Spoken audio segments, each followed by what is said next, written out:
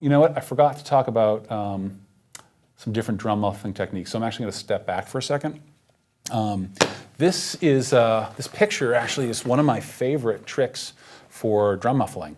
There's a lot of different techniques that people use. People put, towels on drums or tape some Kleenex to a drum, or they use duct tape, or they use moon gels, or they use wacky wall walkers because they don't want to spend the money on moon gels. And I think that some of those techniques are great, especially for toms.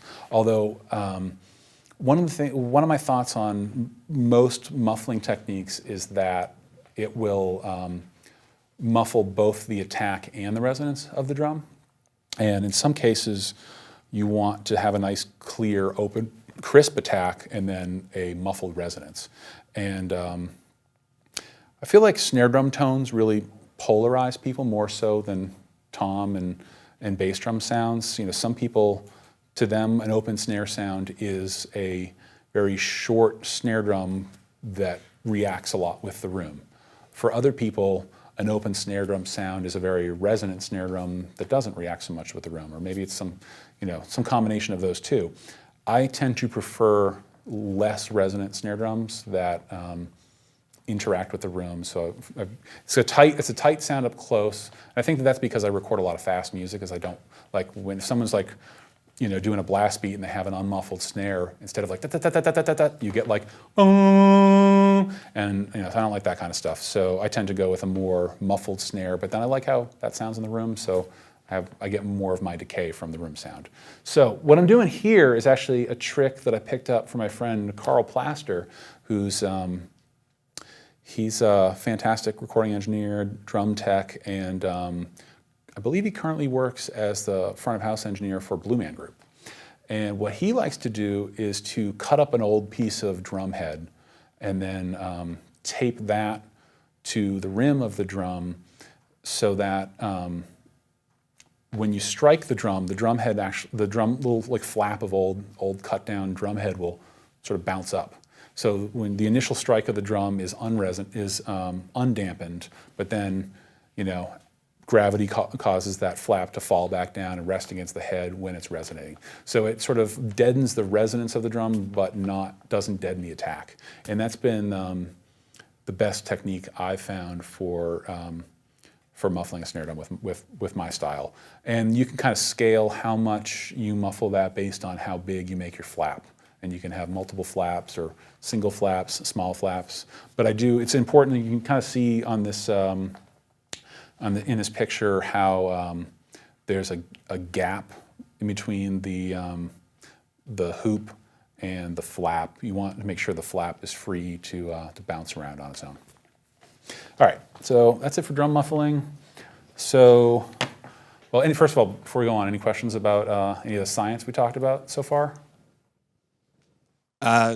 Was that like tape or something on the head to prevent any kind of noise, or underneath the flap? The white piece was an old drum head that was cut up. It's not high contrast in this photo, so it's a bit hard to see. But what I did is I cut up an old drum head, just any old drum head, and made a little rectangle that can sort of float on top of the drum head.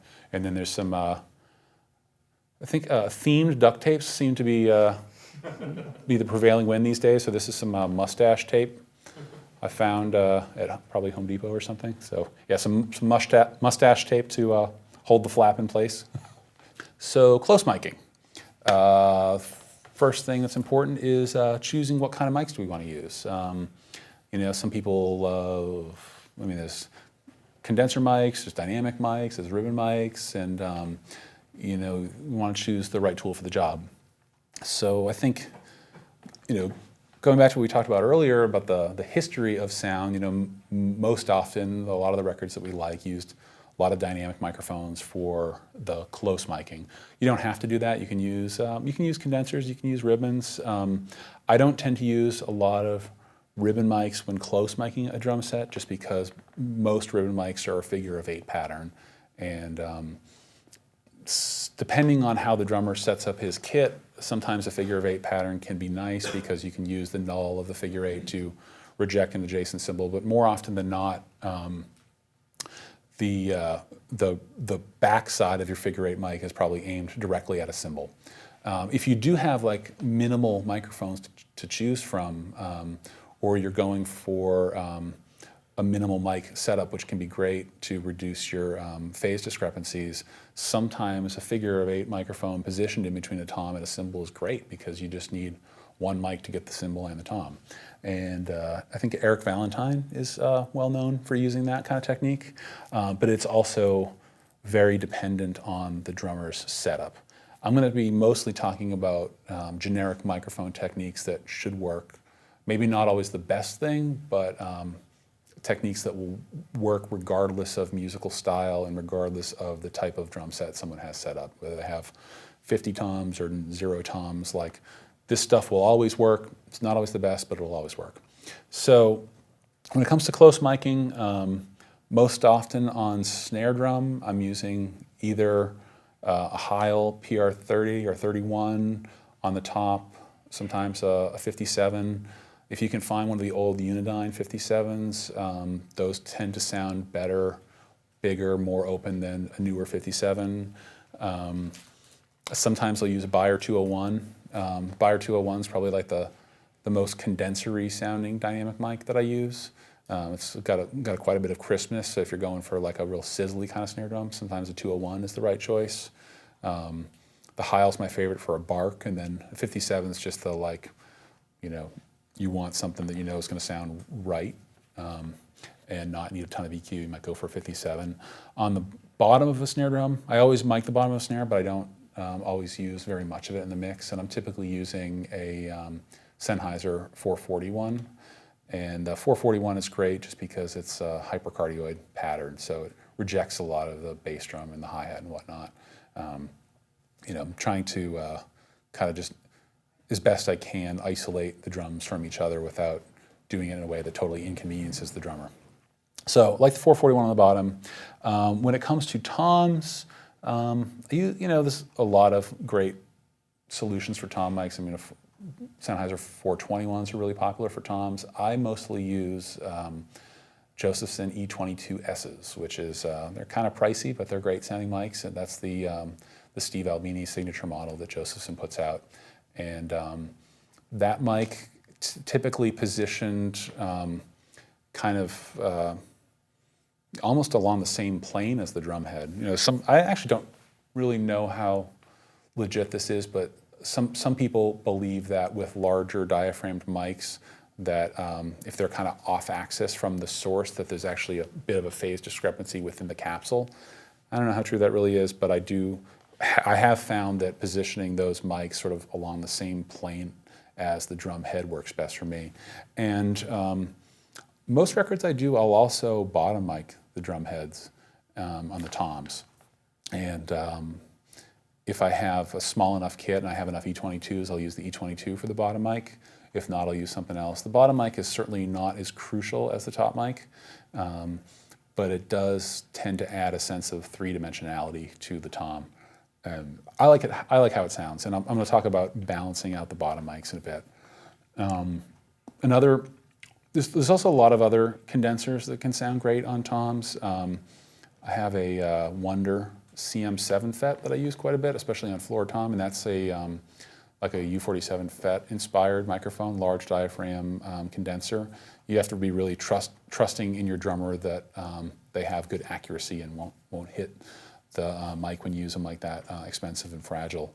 But yeah, they sound cool. And there's also a ton of like sort of poor man's equivalent of those Josephson mics, like the Shure, I think it's the KSM 141. It's pretty rad, small diaphragm condenser that sounds great on toms. I think Audio-Technica came out with one sort of recently that looks sort of similar to the Josephson. It's a side-addressed condenser mic. But you know, a lot of cases, you know, you're choosing these mics not because like so-and-so used such and such a mic on a certain record, but you know, the reason why they chose that mic was probably like, you know, this guy had a cymbal position in that way, and I chose a mic with this polar pattern because I could, you know, get it in to this drum and it was going to reject that cymbal. And it's not because they had to have that specific mic, but there was just a property to that mic that worked out well for that particular drum kit. And I try to think about that as I'm engineering the kit. So, Oh, then we come to bass drum, and I feel like I'm never happy with my bass drum sound. I'm always trying new things, and it's certainly very dependent on the drummer, the bass drum pedal, the bass drum beater, the bass drum heads, and you know, whether they want a boom or a bang or a click or a thud or whatever. You know, make sure that you understand what it is that they're looking for in a sound, then try to choose appropriate drums and heads and whatnot that will work well with that sound. So I would say that my most common inside bass drum mics are Shure Beta 91A, which is a whatchamacallit, PZM microphone meant for high SPLs. The drawback to that mic is that it's because it's a PZM mic, it sort of sits flat inside the drum. You have to use some sort of like a t-shirt or a towel or something in the bottom of the drum so that the microphone has something soft to sit on, isn't rattling around inside the drum. And it's aimed at the beater, but it's also aimed through the head at the bottom of the snare. So sometimes you get too much bottom snare when using that mic. But when I'm recording like a metal-y type of band, that's usually the closest thing to a finished bass drum sound is to use that mic. 421 on a stand into the bass drum is common for me as well, as is a D112. A D112 is maybe one of the only like purpose-built bass drum mics that I'll frequently pull out. I want to say it's actually the first purpose-built bass drum mic. I think it's pretty common now. Every manufacturer seems to have their own purpose-built bass drum mic, which is already pre-EQ'd for a modern bass drum sound. Typically, with most things, I prefer to do that EQing myself and make my own decisions. But I do like the D112 and I do like the Beta 91. And then outside the bass drum, I use all sorts of different things depending on how organic of a tone I'm trying to capture. If I really want to get a lot of character of the drum, but I'm not looking for a mega amount of bottom end, I might use a large diaphragm condenser like that CM7 FET that I mentioned earlier, or another condenser. A lot of times, large diaphragm condensers aren't great at handling high SPLs or sound pressure levels. When one trick you can do with those is to improve their handling of high output is put a pop filter in front of it, or you can use the pen trick. And I'm going to talk about the pen trick actually tomorrow when we're talking about vocals, because it's another great trick to control plosives on vocals. But let's say this, my water glass is a large diaphragm condenser. You get a pen, maybe you just empty out a pen so it just has the tube, and a rubber band or some tape or something, and then tape the pen to the center of the microphone, and that sort of will disperse sounds that are aimed at the center of the diaphragm of the microphone, and sort of spreads it out and allows it to handle that super hot stuff without bottoming out. Sometimes I'll use a ribbon mic outside of the bass drum, but that's also, you got to be careful about blowing it up. I've blown up a bunch of. Any question? I was wondering if you had a variance of microphone to use if the resonant head was vented or not vented. Yeah. Yes. Well, typically, I do change what I'm doing based on whether it's vented or not. But that has a lot. The choice to use vented or not vented has usually stems from a drummer's preference and a stylistic preference of the song. So, you know, a non-vented head, typically they're not going for like the modern, super deep, mid-range scooped kind of sound. They're usually going for a bang. In that case, I'll favor something like a D12 as opposed to a D112. Despite their similarity in name, an AKG D12 and a D112 couldn't sound more different. So I'm focusing on like a non-vented head would probably have a less scooped, less carved out type of sound. Although sometimes like I'll pull the head off and stick like a Beta 91 inside the drum and find a way to route the cable through some hole in the shell and get that in there too, and try to find some sort of compromise, which doesn't always work. But actually, my buddy Alex, he has a Beta 91 permanently mounted in his bass drum, and he actually, instead of like putting it in the bottom of the drum, he's got it mounted in the top of the drum, so it's actually facing the floor. So he gets really great rejection of the bottom snare. And he actually plays, I think he plays with an unvented resonant head on his bass drum, and it works great for him. And I don't even know if he uses, I think he does use an outside mic sometimes. All right, but just a couple more things on outside miking ribbon mics can be great and can really capture the tone of that mic, and ribbon mics can be nice too, especially on a 4-piece kit where the ride cymbal's kind of over the bass drum. You can angle the ribbon mic down towards the floor and use the null point at the top of the ribbon mic to reject the ride cymbal. You do have to be careful about blowing those up. I've blown up a couple of Royers doing that. But with proper positioning, a little more distance, and a pop filter in front of it, you should be safe. And then the final outside type mic that I like a lot is the Yamaha Subkick or some other variant of that, which is essentially just a speaker, a small 10-inch woofer working in reverse. Like I'm sure at some point you've accidentally plugged a set of headphones into the input of your guitar amp, and you can yell into your headphones and it comes out like a dynamic mic. That's what, like intercoms, like you go to someone's apartment and you press the button, it's only one speaker. Like the speaker is the microphone, and so you're talking, you're making that speaker resonate, that's sending the signal up to them, and they're making their speaker resonate, and that's sending the signal down to you. And that's essentially what this speaker in reverse thing is. But it can capture this immense amount of bottom end, although you have to be careful sometimes because just the mass of this large speaker, sometimes it can be kind of slow moving. So with faster music, I don't always go to the Subkick. Sometimes I'll go with like more of a conventional dynamic mic or lightweight dynamic mic. Bad.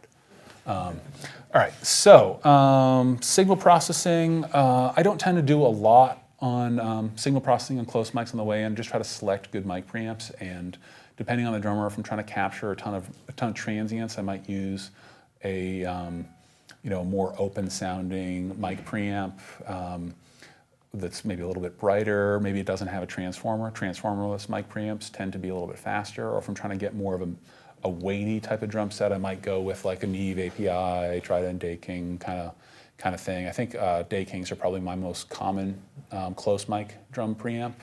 I also will sometimes go to got a bunch of Chandler mic preamps that sort of are inspired by vintage Neve mic preamps and the vintage EMI mic preamps.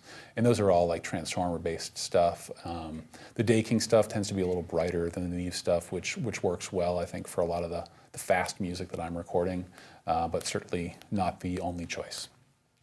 And so I'll tend to, as I'm tracking drums, I'm not one to put off decision making for later. I'm someone who likes to make decisions, or at least push myself in the right direction while I'm tracking.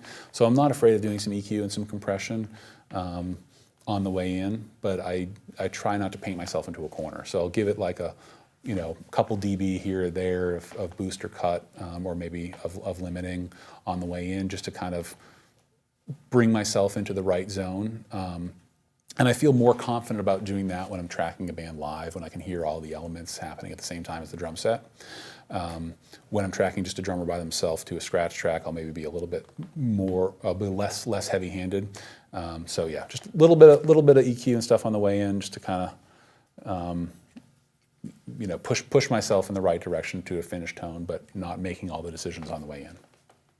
And when in doubt with any of that stuff, just print extra tracks. I discourage people from saving decisions for later, but if you're experimenting with someone new and you're guinea pigging on a band, give yourself a safety. If you're doing something you're not sure about, and you have enough inputs and enough microphones that you can do it, give yourself a safety.